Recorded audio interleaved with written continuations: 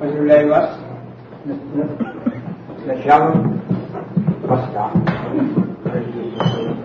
Сегодня заговение, последний раз мы кушаем пищу скоромную. А с завтрашнего дня православный христианин не смеет есть ничего скоромного. И мы очень грешим против этого. Потому так грубеем и чувствуем Божью благодать. Так, стараться сегодня будет прочитано первый раз и один раз всего. Господи, владыка живота моего, на вечерний, на утренний.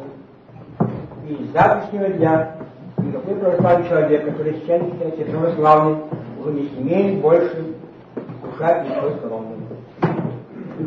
Это очень важно поститься, очень важно. Человек, который не постится, он только по имени православный. Он по жизни не православный человек. И потому он не получает от Бога ни помощи, ничего, потому что он не православный. Это только по имени. Будем стараться поститься этим постом. Несмотря на то, что другие религии будут праздновать елку и все, что хотите, и даже устраивать балы и всякие партии, мы не будем этого делать. Мы немножечко еродили в этом мире. Да, мы чудаки. Мы чудаки, Божьи чудаки. Нечего, нам бояться нечего совершенно.